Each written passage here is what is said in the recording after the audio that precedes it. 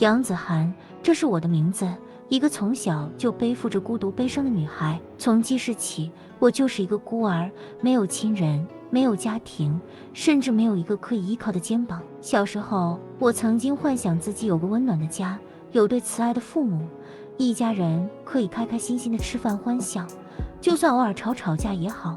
每次看住同学的作文里，我的爸爸，我的妈妈，我的家人，我一点概念都没有，只能听着同学分享的一部分，自己凭空想象，想着或许有一天他们会出现来接我回家，然后我就能幸福快乐。但现实却总是残酷的，把我推向了另一个方向，一个充满荆棘和孤独的道路。我在孤儿之家长大，和其他同是孤儿的小朋友一起，这里的人总是来来去去，年纪也差得很多，但我们都是一样的身份，或许就是别人口中说的一家人。长大离开孤儿院后，孤独成了我生命中最亲密的伴侣。在寂寞的夜晚，我常常躲在被窝里，捧着一本书，或是凝望着窗外的灯火，思索住自己的人生意义。我想知道，为什么我要承受如此的孤独？为什么我要独自面对这个世界的冷漠和无情？有时候，我甚至觉得自己像是一个被世界遗弃的人，被放逐在这个冷酷的世界中，找不到前进的方向，也找不到温暖的归宿。雨滴敲打在我身上，忘了带伞的我只能自己想办法。天跟我的心里一样灰蒙蒙的，我站在街头，任凭雨水打湿了我的衣裳，冲不散我浓浓的无力感。我闭上眼睛，深吸一口湿湿的空气，努力让自己平静下来，但内心烦闷感觉却像是一只无形的手，紧紧地抓住了我的心脏。我快步穿过熙熙攘攘的人群，却找不到一丝温暖和安慰。路过的行人匆匆忙忙，他们的脸上写满了忧愁和疲惫，仿佛他们也在寻找着什么，却总是在无尽的循环中徘徊。我默默地走在人群中，像是个迷失的孩子，寻找着一丝温暖的指引，一片属于自己的天空。站在阳光下，闭上眼睛，想到的也没什么快乐的画面。或许就算是晴朗的天气，对我来说也只是一种表面的美好。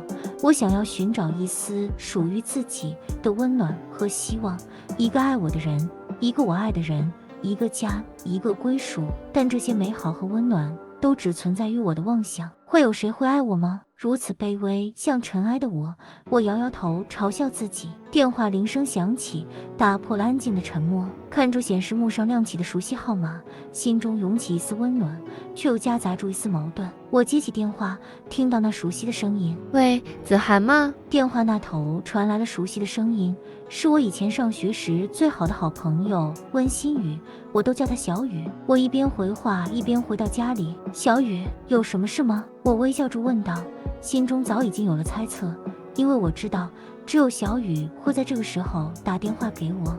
子涵，周末我们几个打算出去玩，想说你能不能一起来？小雨的声音中透露着一丝期待。我和他们以前经常一起出去玩，现在也不例外。虽然我很想答应，也想和好友们一起出去玩放松一下，但我难过的回应：抱歉，小雨，我这周末还要上班，恐怕没法去了。哎呀，这样啊，没关系，下次再一起玩。小雨的声音中透露着一丝失望，但很快又恢复了往常的活泼。对了，你知道吗？我们社团最近举办了一场活动，玩得超级开心。你如果有时间的话，也可以来参加。听着小雨充满活力的描述，我心中涌起了一丝羡慕，想起了以前上学时的时光。我们总是一起参加各种活动，无论是社团还是课外活动，都过得非常快乐。而现在，我却被工作所束缚，无法享受那种多彩多姿的大学生活。听起来很不错呢，如果我有时间的话，一定会去参加的。我努力让自己的声音显得轻松。谢谢你记得我，小雨。当然啦，你是我的好朋友，怎么会忘了你呢？小雨笑着说道。那我们下次邀约我再告诉你。后面还说了好多关于大学有趣的事情，但其实我听了一知半解。除了上课之外，还有很多好玩的活动和社团。我笑着听小雨分享她的生活，但挂断电话后，我的心情有些复杂。心中却充满了一种无奈和遗憾。我感激着小雨那种对他的关心，但内心深处却有一丝害怕，担心自己和好友的距离会越来越远，担心自己会被孤立在这个快节奏的社会中。或许有哪一天小雨不愿分享了，或是交了新的更好朋友，我就可能再也不是他生活中重要的一部分。对于小雨，我总是觉得很感谢，同时也不由自主地羡慕她。小雨有着良好的家世、出众的外表，还有善良的个性，这样的女生会跟自己做朋友，真的是想也想不到。但也因为这样，所以更害怕失去，害怕失去像小雨这么好的朋友。她刚刚在电话里告诉我，她的大学生活加入了各种社团，参加了各种活动，她的生活是多么的充实和精彩。想着想着，心中涌起了一股酸楚，因为我知道我再也无法和他们一起分享这样的快乐了。现实让我无法选择和他们同样的道路，也就错过了许多或许我本可以有的体验。我也好好奇和大家一样上大学是什么感受，我心中充满了一种无奈和遗憾。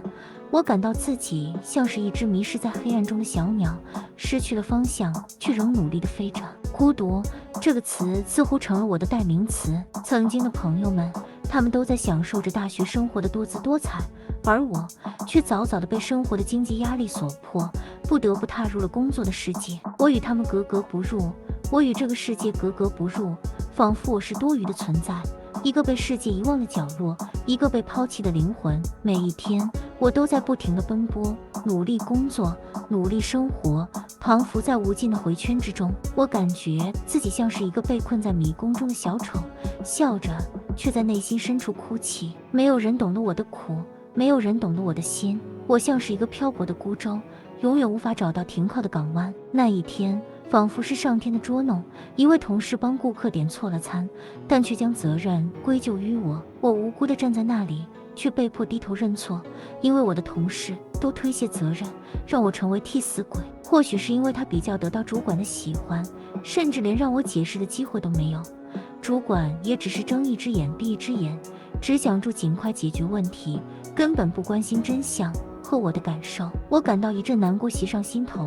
我不是一个愿意逃避责任的人，但现在我却被迫承担了不该由我承担的责任。我看着眼前的顾客，心中充满了无奈和痛苦，但我知道我必须背起这个黑锅，因为没有人会站出来替我说话。我弯下腰，低声向顾客道歉，但我的心却在滴血。我不知道这一切到底是为了什么，我不知道我还能撑多久。明明我没有犯下任何错，却被别人陷害，搞得好像我在故意避责一样，要我承担那不应该由我承担的责任。我只能愤怒地看住那个罪魁祸首，但我却无法说出一句反驳的话。在那个令人窒息的中午，我继续在餐厅里忙碌，但心中充满了无奈和愤怒。为了钱，我还是只能咬着牙继续工作，仿佛刚刚一切都没发生过。因为我知道，在这个残酷的世界里，没有人会听我说真话，他们只是想尽快找到替罪羊，大家都只是混口饭吃，又有谁会真的关心谁呢？好不容易熬到下班，我飞快地走出工作的地方，走上了天桥。我望住眼前的街景，一片繁华，一片喧嚣，我却无法融入其中。我感觉自己像是一座孤岛，被隔离在一片汪洋之中，孤独而又无助。我想要呐喊，想要宣泄心中的痛苦，却发现自己无法发出一丝声音。那天，我静静地站在天桥上好久好久，我没有要寻死，我只是静静地看着来来往往的车流还有人群，想象着或许有个人可以出现拯救我。我闭上眼睛，用手轻轻擦拭住脸上的泪痕，却无法掩饰内心的痛苦。我想起了曾经的梦想，想起了曾经的希望，但现实却残酷地将我击倒在地。我感觉自己像是一只受伤的小鸟，失去了飞翔的勇气，失去了前进的方向。那天，我的心情并不太好，生活中的琐事让我感到有些沮丧。我需要一些转移注意力的方式来让自己感觉好一些。我打开了手机，开始在网络上寻找一些能够让我放松心情的内容。而那个时候的我还不知道，这将是我人生中的一次意外邂逅。如果喜欢今天的故事，再麻烦订阅、按赞、留言、分享，并记得开启小铃铛。这里是图说故事录，我们下次见。